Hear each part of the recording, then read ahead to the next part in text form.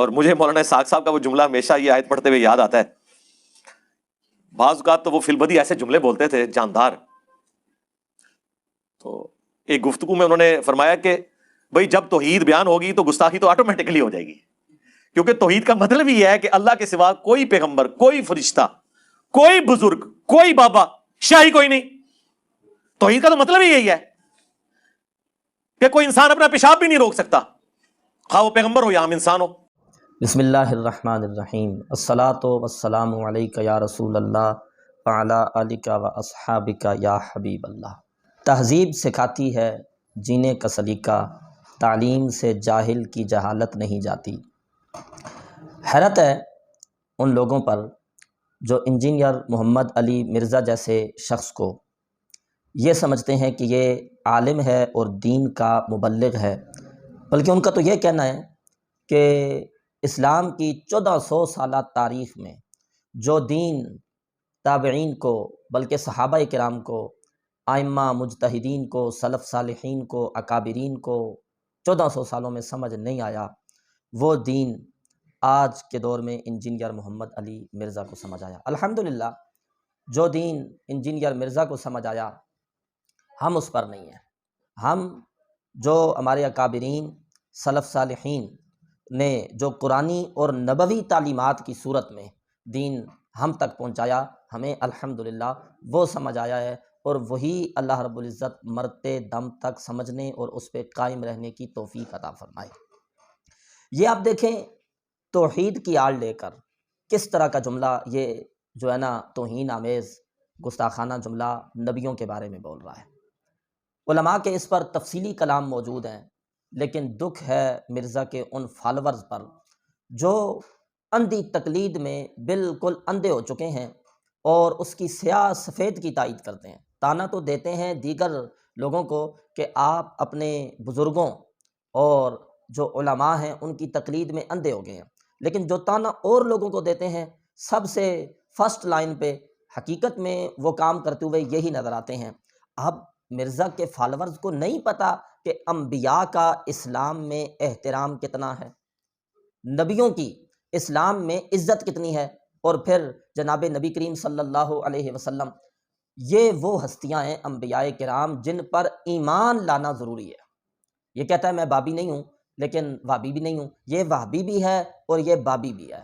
اس کا جو بابا ہے اسماعیل دہلوی، اس نے بھی تقویۃ الایمان میں یہی لکھا توحید کی بات کرتے ہوئے کہ توحید یہ ہے صرف اللہ کو مان، اللہ کے علاوہ کسی کو نہ مان.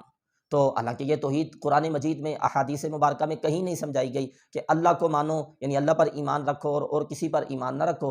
قرآن و سنت میں تو بار بار اللہ تعالیٰ پر ایمان لانے کے ساتھ جنت، دوزخ، آخرت، قرآن مجید، فرشتے اور بالخصوص اللہ کے جو رسول اور اللہ کے جو نبی ہیں ان پر ایمان لانے کا کہا گیا. اور یہ شخص کیا کہہ رہا ہے کہ توحید جب بیان ہوگی تو گستاخی تو ہو جائے گی. وہ کون سی توحید ہے جو بیان ہوگی تو گستاخی ہو جائے گی؟ قرآن بھرا پڑا ہے توحید سے. تو کیا قرآن نے توحید بیان کی بار بار تو انبیاء کی توہین کی ہے، گستاخی کی ہے، یا یہ کہا ہے کہ وہ تو شے ہی نہیں ہے؟ نہیں، آپ قرآن مجید کا مطالعہ کیجئے. مرزا کے فالورز کو بھی یہ بات معلوم ہے، اندھی تقلید میں وہ مرزا کے پیچھے جا رہے ہیں. آپ اس کے سیاہ سفید کی تائید نہ کریں. قرآن مجید میں انبیاء کرام کے فضائل، ان کی شانیں، ان کے کمالات کا ذکر ہے. باقی رہ گیا اس کا یہ کہنا کہ توحید کا تو معنی یہ ہے کہ اللہ کے علاوہ کوئی نبی، کوئی بزرگ، کوئی بابا، شاہی کوئی نہیں. پہلے تو یہ بات ہے انبیاء کے شے ہونے کی نفی کرنا، تو یہ مستلزم ہے اس کو کہ ان پر ایمان کی بھی نفی کی جائے، کیونکہ جس چیز پر آپ ایمان لا رہے ہیں، ایمان لانا بعد میں ہے، پہلے وہ چیز موجود تو ہوگی نا، اس کا وجود ہوگا تو پھر آپ اس پر ایمان لائیں گے. جب کہہ رہا ہے شے ہی کوئی نہیں، جب نبی شے نہیں تو ان پر ایمان پھر کیا چیز ہوئی؟ پہلے تو اس کی یہ غلطی. اور پھر اس کا یہ کہنا جی کہ کوئی توحید کا تو معنی یہ ہے کہ کوئی نبی، کوئی بزرگ، کوئی بھی جو ہے نا جی بابا، وہ اپنا پیشاب بھی نہیں روک سکتا. یہ توحید کا معنی قرآن کی کس آیت سے تم نے بیان کیا ہے؟ توحید کا یہ معنی کس حدیث سے تم نے بیان کیا ہے؟ مرزا کے فالورز کہتے ہیں جی ہمیں مرزا صاحب نے یہ کہا ہے کہ کوئی بھی عالم بات کرے، مولوی بات کرے تو اس سے پوچھو کہاں لکھا ہے. وہ بھائی مرزا صاحب سے بھی یہ پوچھو نا کتنے لکھے ہے کہ توحید کا یہ معنی ہے. توحید کا یہ معنی کہ کوئی نبی اپنا پیشاب نہیں روک سکتا، یہ مرزا کا اختراع ہے، یہ کہیں نہیں لکھا۔ انبیاء کرام کی قرآن میں تو شانیں لکھی ہوئی ہیں، احادیث مبارکہ میں تو اولیاء کی اور انبیاء کی فضائل اور کمالات لکھے ہوئے ہیں۔ آپ کو معلوم ہے ایک شخص کسی کا ذکر کرتا ہے آپ کے سامنے، جس کا وہ ذکر کر رہا ہے اس کے بہت بڑے بڑے کمالات ہیں۔ مثلا ایک کاریگر ہے، مستری ہے، اس نے بہت بڑے بڑے بنگلے بنائے ہیں، بڑی بڑی کوٹھیاں بنائی ہیں، اور اتنی عظیم اور اتنے بڑے بڑے اس نے بنگلے بنائے ہیں کہ جن کا چرچا جو ہے نا جی دنیا میں کیا جاتا ہے۔ اس کا ذکر کرتے ہوئے، اس کا تعارف کراتے ہوئے آپ کسی کو بتاتے ہوئے یہ کہتے ہیں کہ اس نے فلاں جگہ پہ ایک چھوٹی سی جھونپڑی بنائی ہے، اتفاق سے اس نے وہ بھی بنائی ہوگی، چلو، لیکن آپ وہ تعارف کرتے ہوئے، اس کا تعارف کراتے ہوئے اس جھونپڑی کی طرف اس کی نسبت کر کے کہتے ہیں کہ اس نے یہ بنائی ہے، تو بات تو سچی ہے، لیکن آپ کیا سمجھتے ہیں اس نے ٹھیک تعارف پیش کیا ہے؟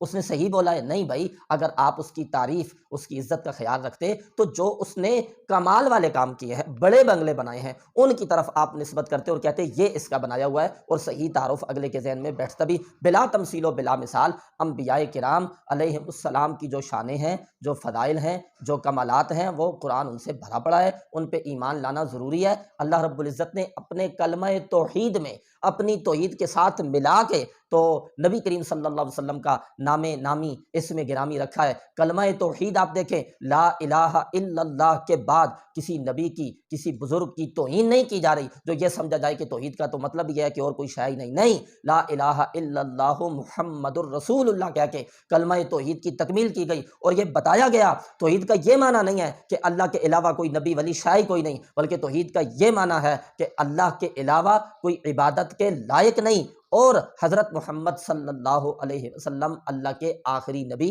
اور آخری رسول ہے، یہ ساتھ ہی کہا گیا۔ تو شان بیان کی گئی، نبی پاک علیہ الصلوۃ والسلام کا ایک عظیم وصف بیان کیا گیا، تو قرآن و سنت ان اوصاف سے بھرا پڑا ہے۔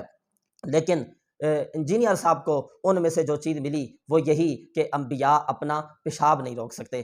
آپ اپنا تعارف کراتے ہوئے، اپنی بات کرتے ہوئے بھی اس طرح کی چیز کا ذکر کرنا ناپسند جانیں گے کہ ہمارا تعارف کرایا جائے یا کسی مجلس میں ہماری بات کی جائے اور ساتھ ہمارے پیشاب کا اور اس طرح سے جو ہے نا جی یہ جو بشری تقاضے ہیں ان کا ذکر کیا جائے، تو یہ جو توہین ہوتی ہے اور جو عزت ہوتی ہے اس کا مدار بھی ہے نا جو عرف پہ ہوتا ہے۔ اپنے حوالے سے کسی مجلس میں آپ کا ذکر ہو، ساتھ آپ کے پیشاب کا ذکر ہو، یہ آپ کو اچھا نہیں لگتا، تو وہ انبیاء جن کے فضائل و کمالات سے قرآن و سنت بھرا پڑا ہے ان کا ذکر کیا جائے، تو ساتھ اس طرح سے پیشاب کا ذکر کیا جائے، تو یہ ان کی شایان شان نہیں ہے، یہ ان کی توہین ہے۔ اندھی تقلید سے باہر نکلیے، ایک طرف انبیاء کی عزت کی بات ہے، دوسری طرف انجینئر کی بات ہے۔ آپ نے کلمہ جناب نبی پاک علیہ الصلوۃ والسلام کا پڑھا ہے، لہذا انبیاء کی عزت کو ترجیح دیجیے، اور اس شخص اور اس جیسا کوئی بھی گستاخ ہو اس سے بچیے، کیونکہ قبر میں جا کے اللہ اور اس کے رسول کی بارگاہ میں جواب دینا ہے۔ اللہ تعالیٰ سمجھنے کی، عمل کرنے کی توفیق عطا فرمائے۔ وآخر دعوانا الحمد للہ رب العالمین۔